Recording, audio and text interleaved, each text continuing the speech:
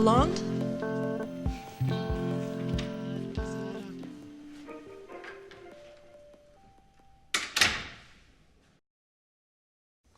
When I was younger, I thought I'd find the perfect partner. We'd have the white picket fence, make babies. And then I was single for a really long time. And I'm still not in a relationship, and I'm also not 20. So I started talking to other single parents to really hear about their experiences. I thought that I would see really sad, broken people, but I saw really happy, strong, empowered women. Most of these women were queer like me, so I thought, yeah, I'm gonna go for it.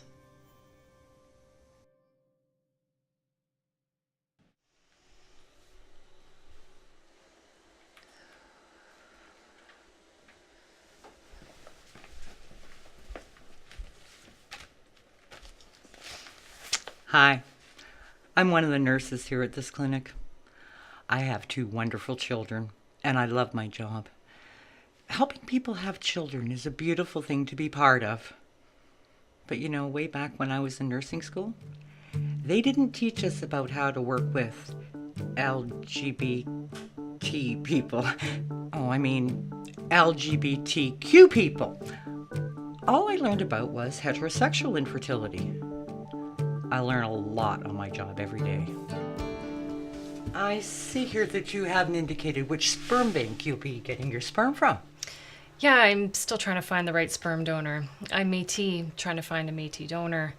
I'm not sure there's a whole lot of options to choose from in terms of sperm donors. Well, you can let us know when you have decided. Do you have any questions about these services that we offer? Yeah, I'm concerned about the cost of the insemination. I couldn't find the prices anywhere on the website. Well, it will really depend on which routes we follow. How well you respond to treatment, how many tries. We really can't say until we begin and run some tests. I mean, I don't know that I can afford it, so I need something. I'm going to be coming from Goderich, so I'll have transportation costs, hotel costs, and I have to miss work. Can you tell me how many visits I might have to make? Visits? No. An estimate? Well, you're looking at anything between $700 and $10,000. But it could go higher. It's different for everyone. I'm going to explain to you some of the procedures. While you look for your sperm, we can get you started on your fertility counseling. We'll need to do some diagnostic tests, see that your uterus and fallopian tubes are healthy and working properly. We'll need to do some blood tests, ultrasounds, a hysterosalpingogram possibly. And when you do have your sperm, we may have to put you on some medication which will help your body make eggs. Okay, I didn't quite follow all of those procedures, but I don't think I'm going to need any drugs. I know that I'm fertile. It's really to provide you with the best odds.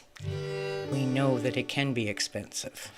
Okay, thank you, but I'm really not interested in all these drug treatments and tests. I just came here for the insemination part. Well, the insemination is best done after we make sure that you're fertile? I really don't believe that all of this is necessary. I am not interested in drug treatment. Miss Lalonde. I am not infertile. It just happens that I don't have a male partner. Miss Lalonde, there's no guarantee that this will work. I know that can be frustrating. If time and money is such an issue, as a bisexual woman, you may want to look at some options outside of the clinic. The old-fashioned way. Just something to think about. I'll get the doctor for you.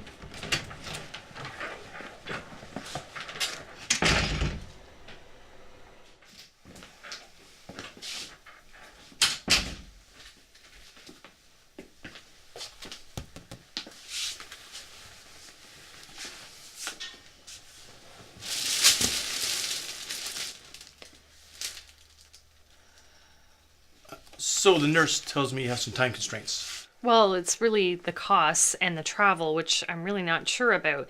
Could you give me an estimate? Oh, well, I can tell you what's wrong with you. He took one long look at me and said, Polycystic ovarian syndrome. About 5 to 10% of women of reproductive age have this condition. It's related to obesity.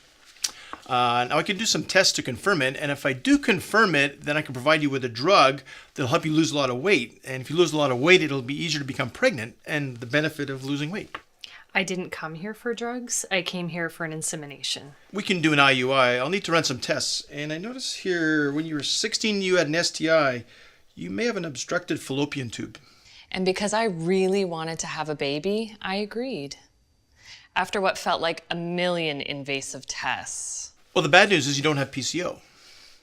How is this bad news? Well, the treatment's not going to work. If you had PCO, then I could prescribe you a drug for diabetes. We're going to have to try a completely different route to get you pregnant. So people who don't work, or people like me who work part-time, people like me who don't have disposable income, that is not who the clinic is for. So they were always surprised when I didn't have money just like this for things, as if I was somehow not prepared.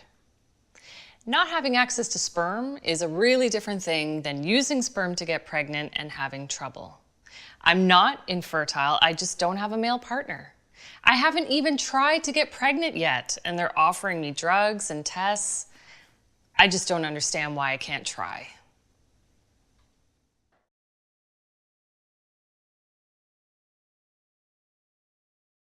These were made from comments that you actually received from people? Yeah, I have to say my first response was like, I cannot believe that any scene would actually go down that badly. You know when you go in that there's, if there are 10 people in the waiting room, 9 of them are women with their husbands who were having whatever trouble that they were, and then there was us. And it was kind of obvious that our situation was a little bit different. So it's just for the professionals there to have that knowledge that they can change gears when they're talking to someone with a different situation. The nurse in this particular video didn't ask her anything. Didn't ask her any questions, didn't ask her what her life would look like, you know, whether it was going to be an anonymous donor, did she have a donor? The clinics really still don't know what questions to ask. I get that the fertility clinics are most of the time assisting people who've had difficulty conceiving naturally, but that was not us. Mm-hmm. And I think they don't tailor their approach or their methods depending on the person in need of becoming pregnant. They don't just use the same approach for anyone, if that's what it felt like. Like, I just felt like my body became this object that I had no control over, and it was just such a powerless experience, and I felt like I was just tied up in all of this bureaucracy, and I thought that this was going to be such a wonderful time. Like, I want to be a parent. Like, I'm creating my child. This is not the process. This is not how you create a child. Overall, I had a good experience, I must say. I find that the doctor that I dealt with was very straightforward. Give you the straight goods, told you what your options are, what the process was. All of that was given to me right from the very beginning. I wasn't prepared for the fact that they were going to require or strongly suggest all these invasive tests. What resonated with me in that video most strongly was the idea that you walk in, you kind of want some information, you kind of want to know how it works because this is a relationship and you need the clinic to help you in certain circumstances. And this phrase was in my head, my fertility issue is that I don't have sperm. And I kept saying that to her. And she's like, yes, but we can't rule these things out. Like, I just wasn't prepared for her rigidity. In my case, and in the case of this particular video, I had never tried to get pregnant. I had no thought that this would be a problem. So the idea that I would have to have all kinds of tests or take medications or spend $10,000 was sort of extraordinary. I guess the other thing that it brought up is around money and the concept of assuming that everybody there is from a particular socioeconomic background. So there were a couple of times where we would be paying for drugs or something at the cashier on the way out. And it just seemed so nonchalant of how much money was supposed to be applied to any situation or for any drug, that sometimes for me it felt like, is this normal for people to just be handing over that amount of money?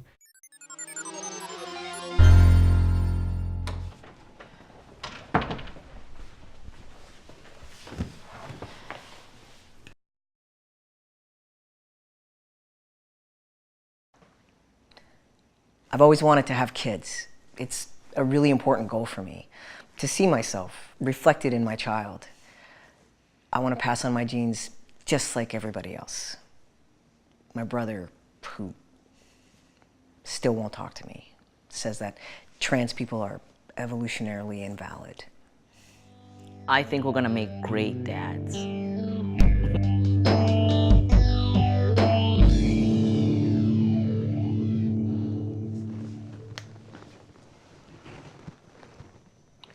Hi, this is Vic Leos. I'm just calling about a referral my doctor sent last month.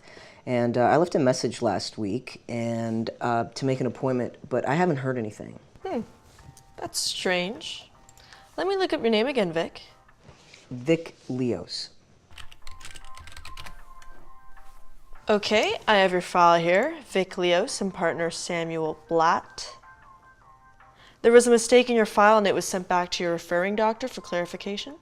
A mistake with the file. My doctor hasn't said anything. Let me just check if I can figure this out.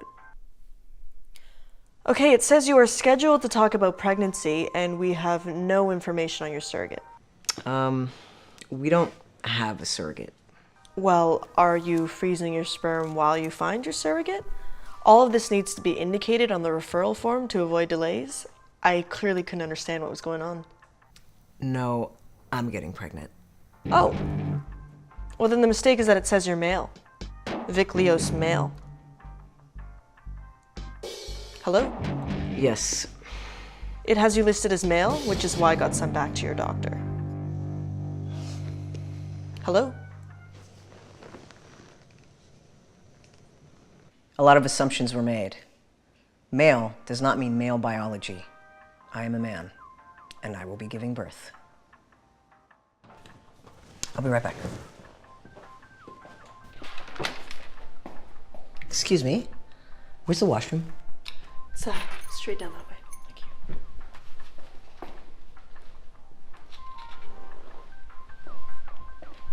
Can you tell me where the men's washroom is, please? The men's washroom? It's past the waiting room and to the right. Thanks. And then, more assumptions were made. Thank you. Are you married, single, or gay? I really don't know how to answer that question. Male history and information. Is ejaculation painful? Nope. Is the semen a color other than white? Oh, semen. When you had erections with sexual stimulation, how often were your erections hard enough for penetration? Clearly no one updated these since the 80s.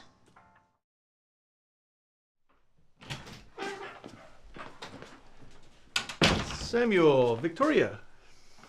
It's Vic. Oh yes, it does say that. The blood work is in and it shows that you're ovulating. So you should have sex tonight, sex tomorrow, sex the day after. Come back and see us and hopefully we'll have a proud mama.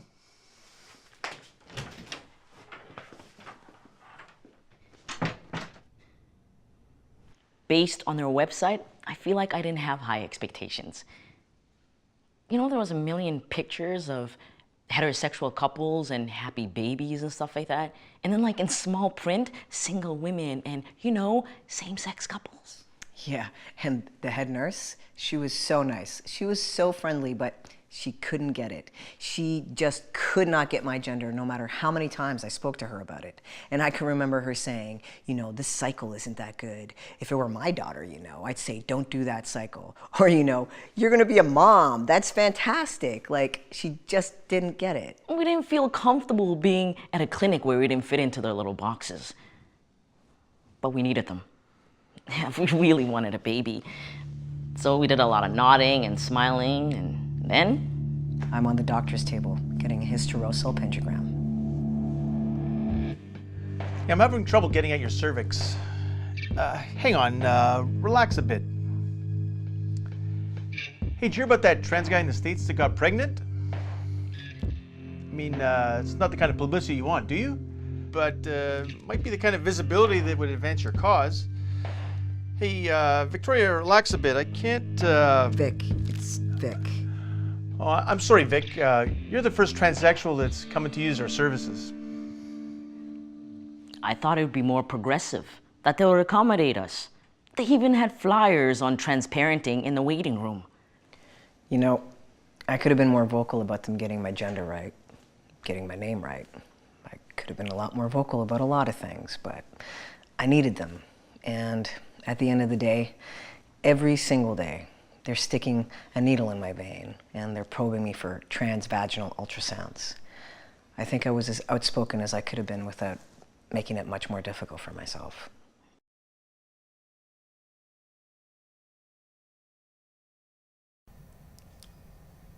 It made my heart really feel for your characters. I understand that some conception scenarios might be different for some staff at fertility clinics, but it is actually astounding to me how insensitive, how vast the lack of knowledge is. The paperwork across the board is inappropriate. Mother, father is everywhere. We definitely had forms that we filled out that were very specific to a type of situation that wasn't ours. So a lot of it was male-female oriented, mother to be, and you know, we get that to this day, even in the school system or anywhere, where everything is very gender oriented. So being more sensitive to that, and I don't know whether that means a different form for everybody, or a special form when you know that people are coming in with a different kind of situation that just isn't that specific. But it's something for fertility clinics to think about, of what that means when someone goes and sits down and that's the first experience that they have with your business of, do they really get me? So trying to make sure that people in that situation feel that they are understood and welcomed. This video kind of hit home a little bit in the way the other videos didn't. I feel all the time in my own heart. I'm aware of when I walk into situations where my transness may make the interaction more difficult, and whether or how much I might modify my appearance or present differently to make things easier for me in those situations.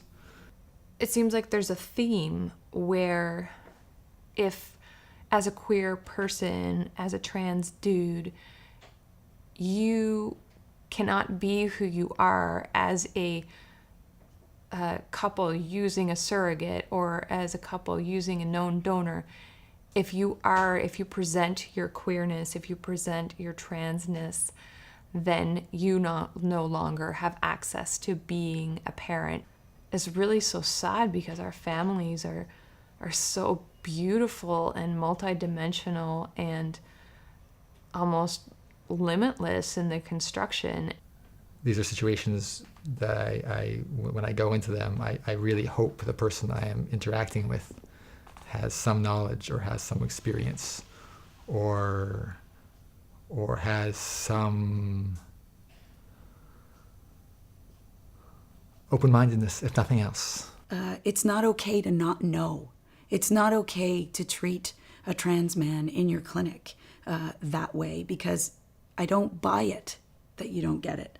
I don't buy it that you don't understand that it's not okay to say you're the first transsexual that I've dealt with. The language is inappropriate. It's inappropriate to talk to someone while you're giving them an exam. I think that's something that maybe fertility clinics need to look into in educating their staff around the queer community in terms of dealing with different types of the LGBT, whether it's, lesbian, butch, transgender, gay couples, in terms of having a baby. The clinic wants to be able to help people, help trans people. They need to remove the binary from their computer systems and from their forms and from their heads. And I think often I think often allies of trans people or people who want to be allies think they they understand in their own head, oh, trans people, that's fine, they can do what they want to do, or it doesn't hurt me, or everyone should want to be who they want to be, which is all great. But this also requires taking action and changes in language, and changes in language that reflect changes in thought.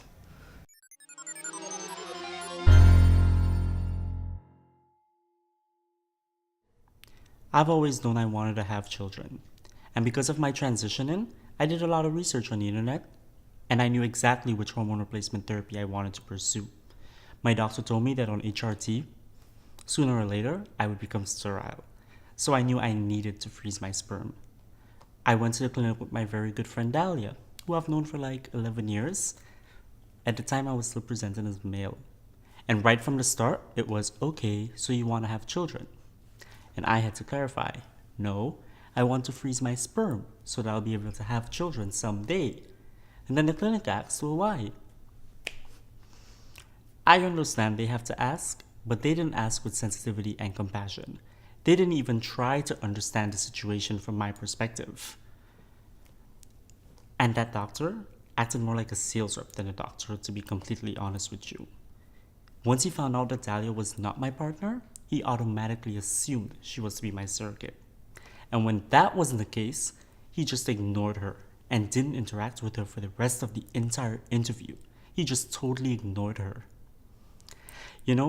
I'm alright with the idea of having to explain my situation, because I think it's important that the professional understands the situation before moving forward. But if he's ignorant, then unfortunately I have to educate him. And that's something I don't think anybody should have to do. But it's something that I accept, because that's the world that we live in. What I didn't expect was all the hoops that I had to jump through just to freeze my sperm. I explained that I had a time limitation because of the transition in the hormones, and the doctor told me that I should stop taking HRT. He didn't understand what that means to me. To stop the transition process? It's really complicated from an emotional standpoint, and the medical system needs to understand that and be more flexible with their timelines and explore alternatives with me instead of just assuming that it will be no big deal to just stop this transition process that is the thing that makes the most sense in my life. I'm a really strong person. I got a great social support network, and I'm really confident in who I am. But I worry about people who are feeling more fragile and encountering this system. It's really not supportive.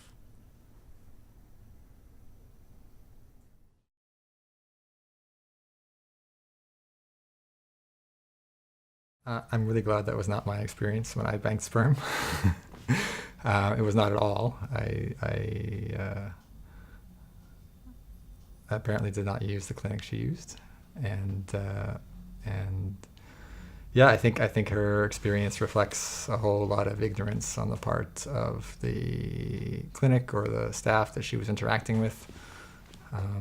Maybe this is new for those people that she was interacting with, but the need for trans women to bank sperm is important. Like, the question was simple: can I freeze my sperm? The answer should have been, of course.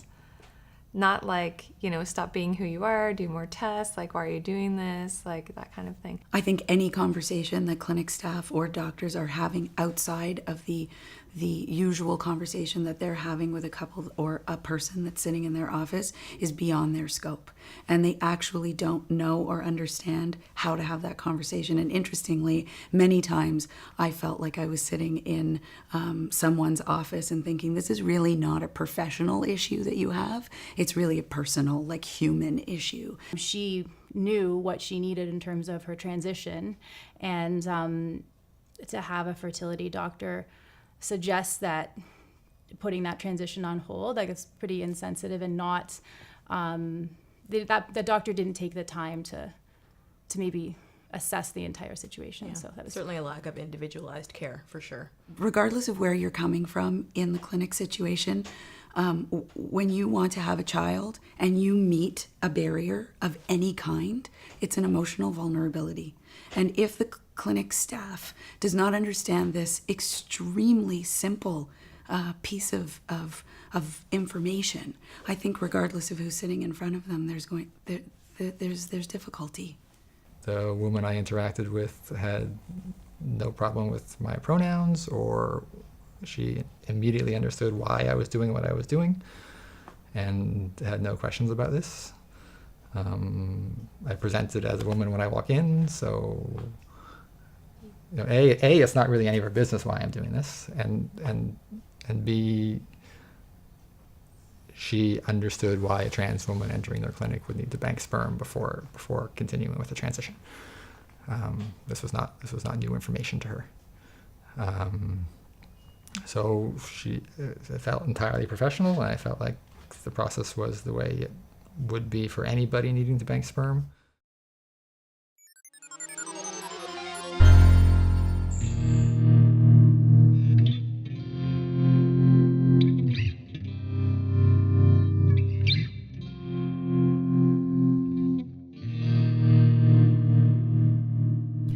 We met online, and she took me up on my proposition, got on a plane, and flew over to meet me.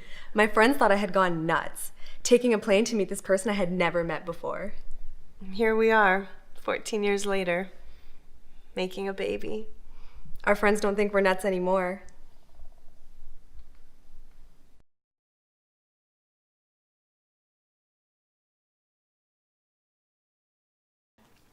Let me tell you how to get pregnant at Canadian clinics.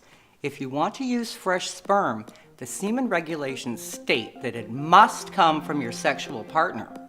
Or if you want to use a known donor, no problem. But the sperm must be frozen for 6 months before it can be accessed. And you are required to pay for this service. But if you want your sperm donor to be a gay man, that is, a man that has sex with other men, you are going to need special permission from Health Canada. It doesn't matter who you're married to, it only matters that you're sexually active with the person who's providing your sperm. We don't need to know it's a lie. Just tell me that you're having a threesome. Tell the doctor he is your sexual partner. It's really not a big deal.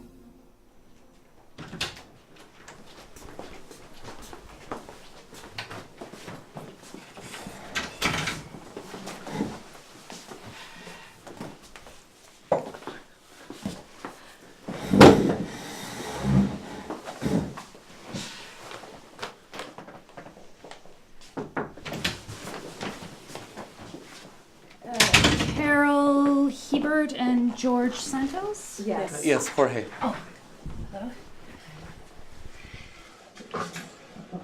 And how do you fit into the picture? I'm a close family friend, Jean. We are going to be looking at some delicate information. Would you like for your friend to be present? We prefer for her to be here. All right. Jorge, Carol, we are going to set you up for some tests so we can get a better picture of what's going on here. How long have you been trying to get pregnant? Do you time your intercourse around your ovulation? Have you had any injury to your pelvic area or testicles? Have you noticed anything abnormal with your ejaculations or erections? Excuse me, could you tell us a little bit more about the overall process, generally? Yes. I'm going to finish asking Jorge and Carol some questions. Then I'm going to set you up, Carol, with a blood test and an ultrasound. And you'll both need to be tested for HIV and other sexually transmitted infections. We've had all our tests done. We have the results right here. We also had all of our fertility tests done with our regular GP, all in the last month. Well, I don't mind taking all these, but our clinic will need to run the test again for our own records. Well, how many visits do you anticipate us having to make? Because it's very hard coordinating 3 busy schedules. For most of the procedures, I'll only really need Carol here. I'll be here for every visit. Is it really necessary to repeat all of the tests? Yes, I'm afraid it is. Well, this really adds a lot of time to the process. As sexual partners, you're in a really great position. Better place than some people. You can forego the fertility counseling for donor sperm and no need for sperm quarantine, which would add another 6 months to the process. Not to mention getting special permission from Health Canada if your sperm donor is gay. Get what I'm saying? So let's get started. I'll show you the semen collection room, and Carol will do the blood work today. You can do the ultrasound next visit. Just this way.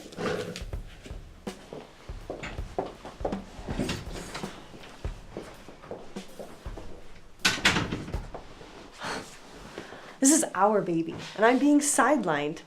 I hate feeling invisible, unacknowledged. Honey, you were right here beside me. She wasn't even gonna let me stay in the office. I'm finding this really hard. I know, baby, I'm sorry. This is hard for me too, but it's just until we get pregnant.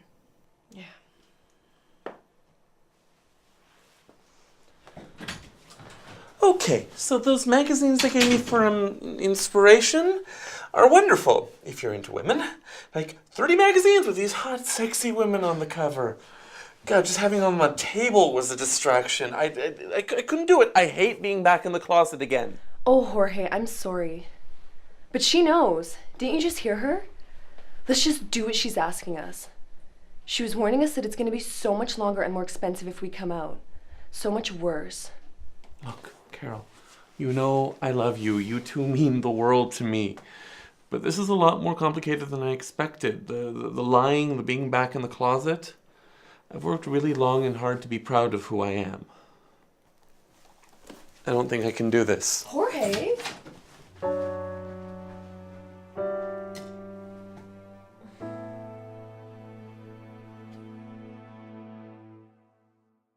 Why can't we just sign a waiver, you know? We did the STI check. Why can't we just show the paper with the date that was yesterday and sign a waiver so the clinic's no longer liable?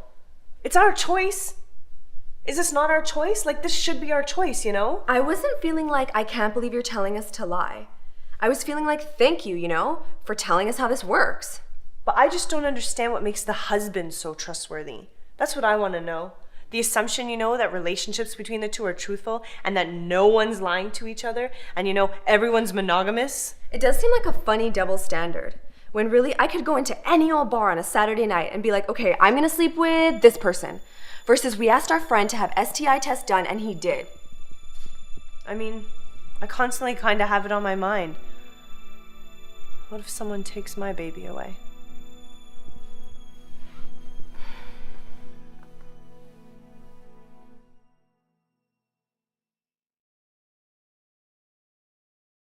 One of the first things that I noticed was just the awkwardness of when they all walked in the room together and there were only 2 chairs in the doctor's offices. And that happened to us a number of times. And part of it was just about the cramped quarters of the particular fertility clinic. But just the awkwardness of recognizing the number of people that are involved in a particular situation and being prepared for it. I'm a little surprised about that rule of getting Health Canada's permission to take sperm from a gay man. It seems like something out of the Middle Ages. When we had our first baby, we did not have to freeze the sperm, and I don't know if that's because it was overlooked or what. The second time that we went around, the clinic said that we did have to freeze the sperm, and that was the first and only time that we had a bit of a back and forth over feeling like there was something different about us versus everybody else. The main reason we wanted to use a clinic was, number one, just for the discomfort, because we aren't sexual partners. There's a lot of intimacies we were going to share, but a home insemination, you know, we have to think about risk for, you know, sharing STIs and what have you. It was challenging for us to accept that we would have to freeze for a particular period of time. And freezing, you know, you worry once the sperm is frozen, is it going to be okay once it's not frozen? What is that doing to the ability to produce an embryo? On top of the, well, why are you doing that to me? And then what does make you think that the straight couple, that the guy isn't cheating, or that she doesn't have HIV, or whatever? It doesn't seem, it's definitely not consistent, and it is hugely unfair. Specifically with known donors, you are likely going to have to hide your relationship. You are likely going to have to, if you want to get through the process easily and quickly, you are going to have to lie about how you are conceiving this child. And for some people, these are deep feelings. I'm going to have to pretend that I'm having sex with a man. That's really, really uncomfortable for a lot of people. But it turned out it was such a nightmare. We kept on getting the runaround. We were so frustrated with the whole process and lying and having to be deceitful and play all these ridiculous games when everybody knew what was going on. So when it comes time to do the sperm donation, they send you into a room and you are supposed to perform. That was my partner who was doing that, and he said the exact same thing that the person in the video said when they came back, that it was everything in there was heterosexual. So it was challenging to get in the zone. What made the experience the best one for me out of all of the experiences was that he was a real human being. He touched me. He sat with me. When I cried, he felt sadness. He got it. Like, he understood what was happening here. He acknowledged my partner as my partner. He acknowledged the scenario as two people trying to have a baby and it wasn't working. And I know how I would react if that had happened to us, if we had walked into a room and someone thought, well, because he's giving the sperm and she's giving the eggs, that this guy over here isn't really necessarily part of the process. So I was attuned to being sensitive to that, and luckily it didn't happen to me. But I can understand the anxiety and frustration that would cause someone. Making a family should be a beautiful, fun experience. It should be wonderful to make a child. And it wasn't at the clinic, but it was at home.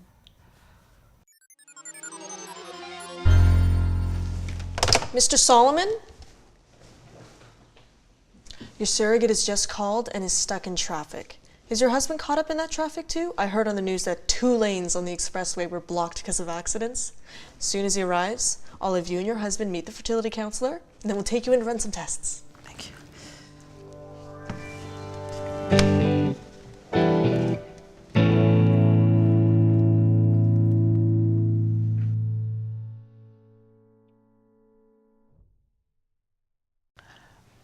I've always known I wanted to have children. See, I grew up with this idea that I'd have 10 children. And that's why it took me so long to come out.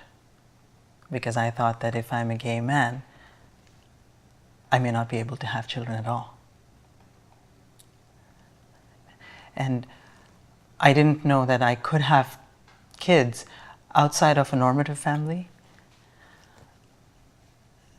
That's why when I met my first gay family with kids,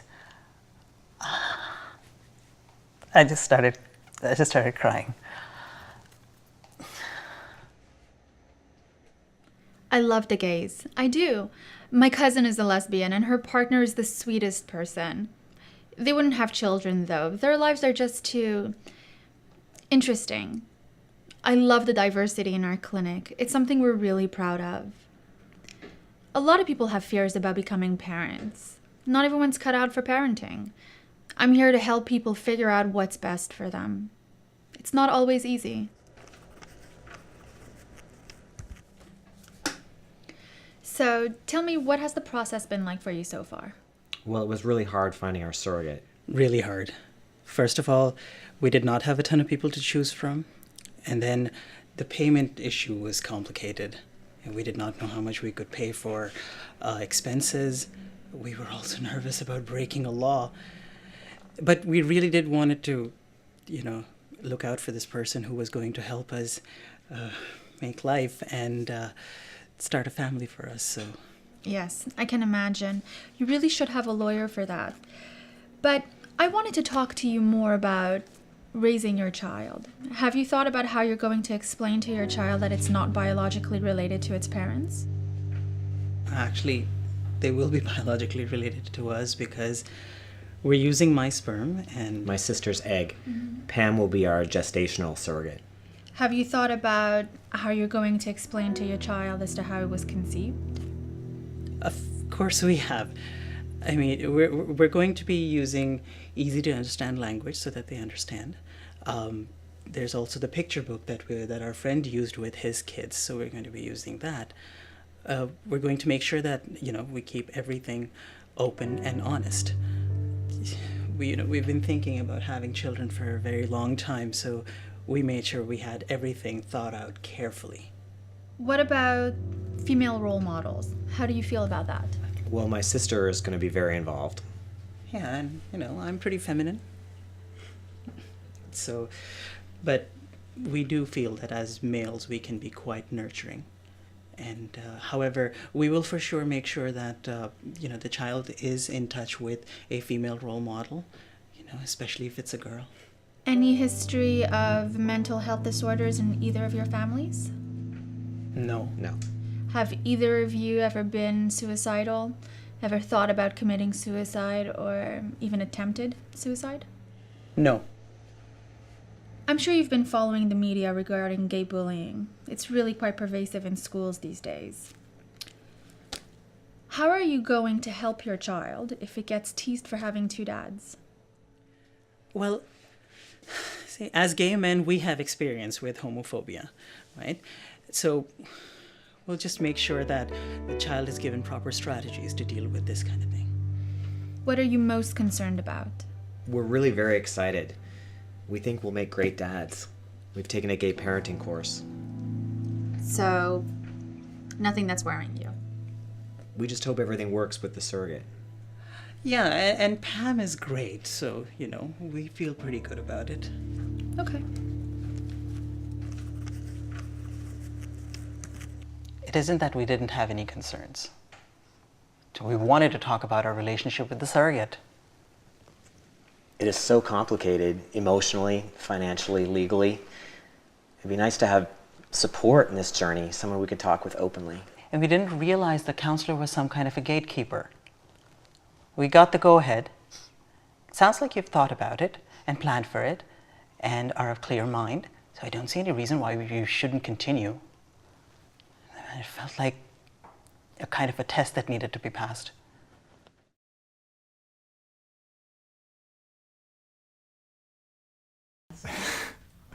A little positive space triangle behind her on the desk is pretty funny. Nothing about that space felt very positive. You go ahead. Me? Okay. Our counseling session wasn't as horrendous as that one, but it wasn't helpful. Not at all. It's my understanding that it's a legislative requirement that people using a donor sperm or egg have to have this counseling. I know of other fertility clinics that waive it if you take in Dykes Planning Tykes or Daddies and Papas to Be. We broached that with our clinic and that request was denied. So we went ahead with it, and the person that we saw was not appropriate for our needs.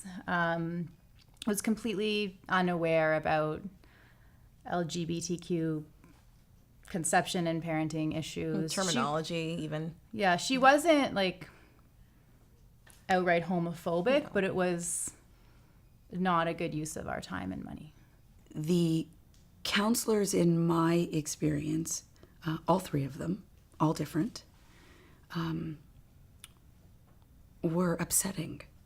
This was not, exactly like in the video, was not an experience that felt welcoming or soothing or approachable even. They kept telling me that I had to go get this assessment done. But it's not an assessment. It's not an assessment of your ability to be a good parent. It's an assessment of whether or not you have the capacity to understand if you can handle the implications of using donor sperm. That's what I found out after the interview. In one case, we were asked about our religions, which was extremely inappropriate and bizarre. And do our families know? How will our families? Will there be male role models? Very similar. Everybody has, or people that have mental health things made their kids, or because you're gay, you're gonna have mental health issues. No. I have to do this interview with her in order to get to use the donor sperm, although I've done my master's thesis on queer family planning decisions. Yeah, it felt like very much like they were in a test, and her judgments were that they had not considered things that they have probably thought about way more than she has ever thought about. I have to go do this 1 hour thing, and not only do I have to pay for the hour of that, I have to also pay for her to write a report on me that costs $100. So it's $200 for this visit that lasted 21 minutes. There are things about race, having a young black male child, like in Toronto. Like there would have been really interesting conversations to have in that session, and none of that came up. Like race didn't come up at all. No.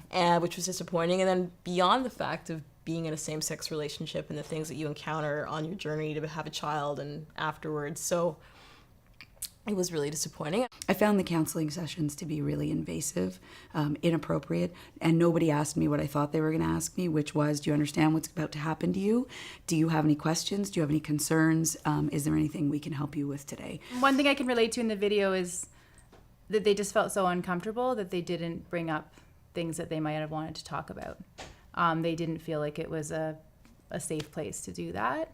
So in the end, for them and for us, it was ineffective. And I think the counselors need to get that we're in a very vulnerable place. Everyone who's walking through that door is in a vulnerable place, regardless of what community they come from. It's a vulnerable thing, period. But especially when you are already in a deficit, when you are doing something different. My family may not understand. I may have no one on earth that I can actually speak these words to. And you may be my only opportunity to say, I'm kind of scared about this. In no experience that I had in any of the 3 cases did I feel that that was even remotely possible. The counselor in that situation was a lot more, I would say, judgmental or standoffish than was our experience. The person who did ours was incredibly thrilled at our situation and wanted to do everything in her power to make sure that things happened and went quickly, and asked us a whole bunch of questions about our family and really wanted to be friendly about it. So that was a much more positive experience. I didn't leave thinking that I had just been judged on whether or not I could have kids. I left thinking I have an advocate who is helping me along this journey. And that's hopefully the feeling that most intended parents would have.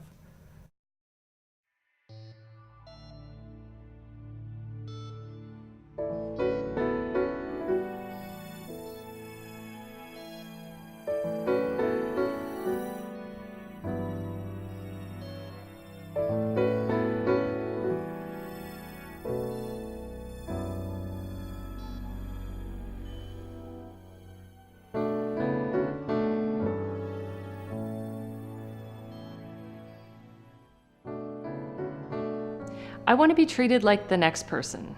Equal, you know? Not being pathologized or looked down upon. I want to be in a place that recognizes me as human, not like something is wrong with me. Make it more geographically accessible. Financial accessibility. OHIP should be covering assisted reproduction. Don't assume I'm infertile. Don't assume I have a wife.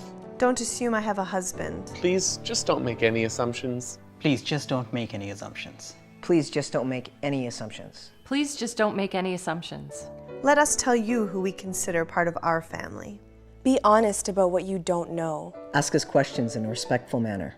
And listen to our answers. Learn about how queer families have children. How about some gender-neutral washrooms? Address systemic barriers. This is one of the most important moments in our lives. Celebrate with us. Celebrate with us. Celebrate with us.